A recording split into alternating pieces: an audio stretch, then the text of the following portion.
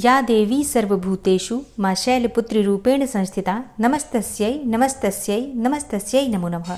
ओम दुम दुर्गाय नमः। आप सभी को चैत्र नवरात्रि की मंगल शुभकामनाएं। मां भगवती जगदम्बा सदैव आप और आपके पूरे परिवार पर अपनी कृपा बनाए रखें। चैत्र नवरात्रि का प्रारंभ हो रहा है 9 अप्रैल 2024 मंगलवार से और नवरात्रि की प्रतिपदा तिथि मंगलवार को है। और नवरात्रि में मां भगवती दुर्गा के 9 स्वरूपों की आराधना की जाती है। तो पहले दिन मां भगवती जगदम्बा के पहले स्वरूप मां शैलपुत्री की पूजा की जाती है। और आज की वीडियो में आप जानने वाले हैं कि मां शैलपुत्री की पूजा नवरात्रि के पहले दिन किस प्रकार से करनी चाहिए। मां शैलपुत्री का प्रिय रंग क्या है जिसे धारण करके आज हमें मां की पूजा करनी है। मां को कौन सा भोग अर्पित करें, किस रंग के पुष्प अर्पित करें, कौन से फल कौन से मिठाइयों का भोग आज हमें अर्पित करना है। इसके अलावा मां का बीज मंत्र क्या है जिसका आज हमें जप करना है, मां का ध्यान मंत्र क्या है और मां शैलपुत्री का स्वरूप क्या है जिसका हमें पूजा के समय ध्यान करना है। संपूर्ण जानकारी आपको नवरात्रि के प्रथम दिवस से संबंधित शेयर करने वाली हूं। और पहले दिन कलश की स्थापना भी की जाती है। तो कलश की स्थापना आपको किस प्रकार से करनी है, कलश स्थापना करने का शुभ मुहूर्त क्या है, मतलब नवरात्रि के पहले दिन की पूजा विधि की संपूर्ण जानकारी आपको इसी वीडियो में मिल जाएगी। और इसके अलावा भी जैसे कि नवरात्रि में हर रोज हम पूजा किस प्रकार से कर सकते हैं, माँ के किस स्वरूप का किस विधि से पूजन करें, कौन से रंग के वस्त्र धारण करें, भोग क्या लगाएं, मतलब हर रोज की पूजा विधि की वीडियो आपको एक दिन पहले ही मिल जाएगी। इसलिए चैनल से जुड़े रहिए ताकि सभी जानकारी आपको सही समय पर प्राप्त हो।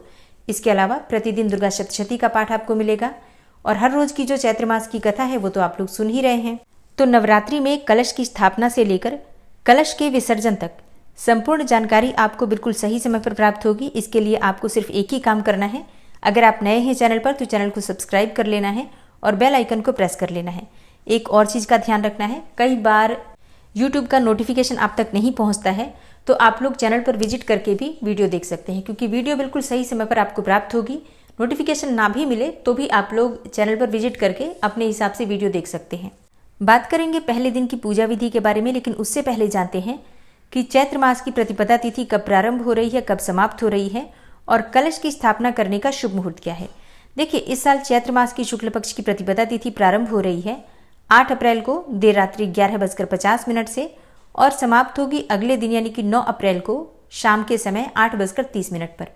अब बात करें कि कलश की स्थापना हमें कब करनी है, तो देखिए इस बार कलश की स्थापना करने का हमें 2 मुहूर्त प्राप्त हो रहा है। पहला है 9 अप्रैल 2024 को सुबह 6:02 से सुबह 10:16 तक। तो वैसे तो प्रयास करना चाहिए कि हम सुबह जितनी जल्दी हो सके, मतलब सुबह का जो मुहूर्त हमें प्राप्त होता है उसी मुहूर्त में कलश की स्थापना कर लें। अब मान लीजिए कि किसी कारणवश आप इस शुभ मुहूर्त में कलश की स्थापना नहीं कर पाते हैं तो दूसरा शुभ मुहूर्त होगा अभिजीत मुहूर्त का 11:57 से 12:48 तक। ये समय होगा दोपहर का, जिस समय में आप कलश की स्थापना कर सकते हैं। अभिजीत मुहूर्त को बहुत शुभ माना जाता है, इस मुहूर्त में भी कलश की स्थापना की जा सकती है। और अब जानते हैं कि नवरात्रि के पहले दिन किस प्रकार से हमें पूजा आराधना करनी चाहिए। और पहले दिन की पूजा से पहले आपको अपने घर की साफ सफाई अच्छे से करना है। घर में जिस स्थान पर आपको चौकी की स्थापना करनी है उस स्थान को अच्छे से साफ कर लीजिए, गंगा जल का छिड़काव कीजिए। फिर उस स्थान पर आपको एक लकड़ी की चौकी बिछानी है और इसके ऊपर आपको लाल रंग का एक कपड़ा बिछाना है। और अब इसी चौकी पर आपको माँ दुर्गा की स्थापना करनी है। माँ दुर्गा का जो भी विग्रह है उसे उस चौकी पर विराजमान करके उनके दाईं तरफ कलश की स्थापना कर लीजिए और माँ के समक्ष एक शुद्ध घी का दीपक प्रज्वलित कर लीजिए।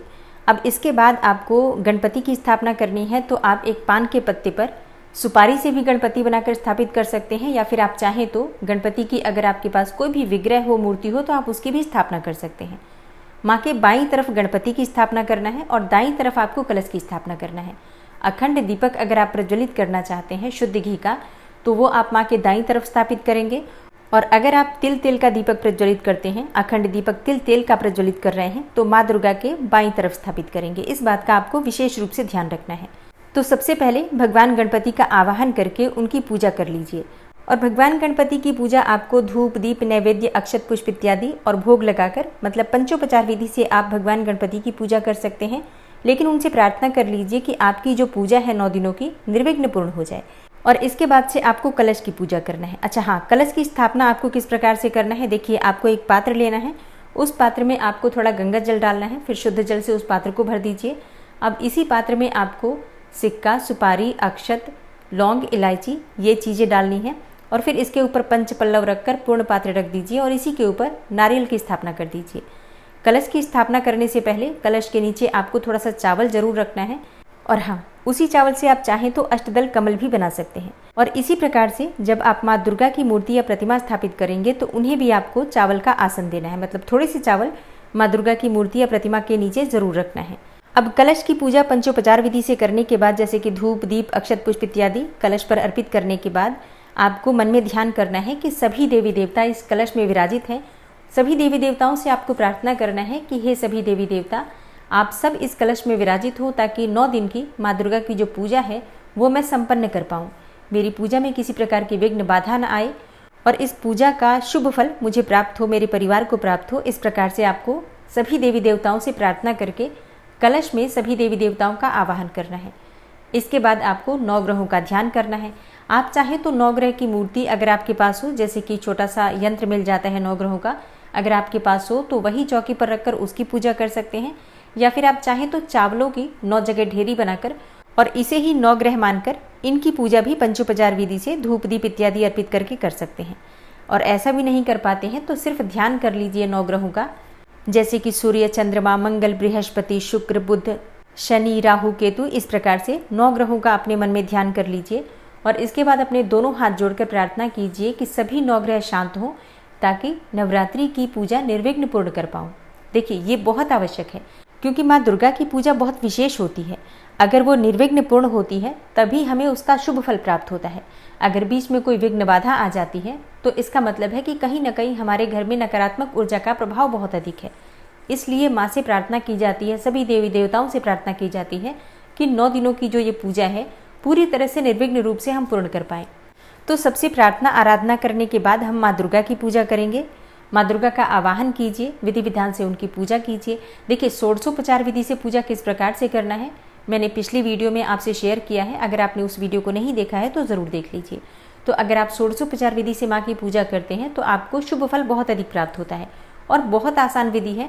मतलब सभी सामग्री आपके पास ही होती है, आप हर चीज़ अर्पित करते हैं, लेकिन बस उसको सही विधि से अगर हम अर्पित करें तो षोडशोपचार विधि उन्हीं सामग्रियों से हो जाती है। तो एक बार उस वीडियो को देखकर और षोडशोपचार विधि से पूजा करने का प्रयास कीजिए। अच्छा, अब जैसे कि आप पूजा माँ दुर्गा की कर लेते हैं तो माँ शैलपुत्री का अपने मन में ध्यान कीजिए। माँ शैलपुत्री का स्वरूप क्या है जिसका आपको ध्यान करना है? देखिए, माँ शैलपुत्री का रंग गौर वर्ण का है। माँ शैलपुत्री बैल पर सवार होती हैं और वे एक हाथ में त्रिशूल तो दूसरे हाथ में कमल का पुष्प धारण करती हैं। चंद्रमा उनके मस्तक की शोभा बढ़ाता है।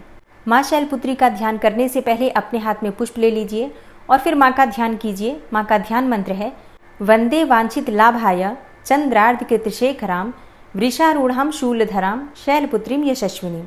माँ का बीज मंत्र है ह्रीम शिवाय नमः।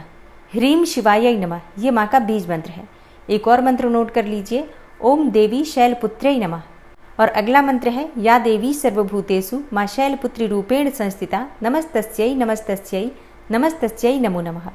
तो इनमें से किसी भी मंत्र के द्वारा आप माँ शैलपुत्री का ध्यान कर सकते हैं, उच्चारण कर सकते हैं और आप चाहें तो पूजा करते समय 108 बार माँ शैलपुत्री के किसी भी मंत्र का जप कर सकते हैं। विशेष रूप से माँ शैलपुत्री का जो बीज मंत्र होता है ह्रीम शिवाय नमः, इस मंत्र का यथासंभव जप अवश्य करना चाहिए। मतलब 11 बार 21 बार आप इस मंत्र का जप कर लीजिए। फिर इसके बाद से आप जो भी पढ़ना चाहते हैं, चाहे सप्तशती पढ़ रहे हो या फिर नवार्ण मंत्र का जप करते हैं, कोई भी पाठ या कोई भी मंत्र जप कर सकते हैं। माँ शैलपुत्री का आवाहन करके आपको विधि विधान से उनकी पूजा करना है। अक्षत, धूप, दीप, पुष्प इत्यादि सभी चीजें माँ को अर्पित कीजिए। माँ शैलपुत्री को कनेर का पुष्प बहुत प्रिय है। आप चाहें तो सफेद रंग के पुष्प भी माँ को अर्पित कर सकते हैं या फिर लाल और पीले पुष्प भी माँ को बहुत प्रिय हैं।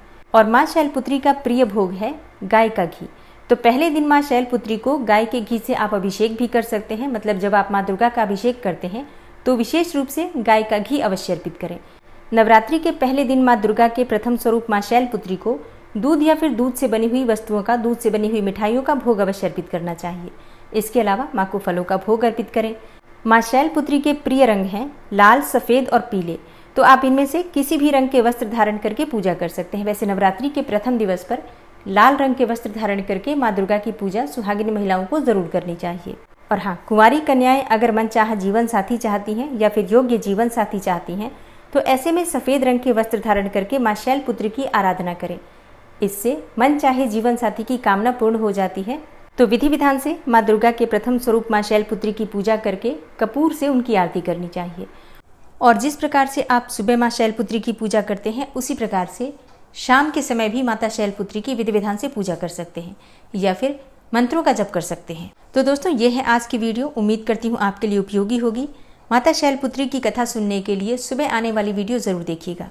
और हाँ, प्रतिदिन दुर्गा सप्तशती की कथा भी आप लोग जरूर सुना कीजिए। मिलती हूँ मैं आपसे अगली वीडियो में, तब तक के लिए जय श्री राधे।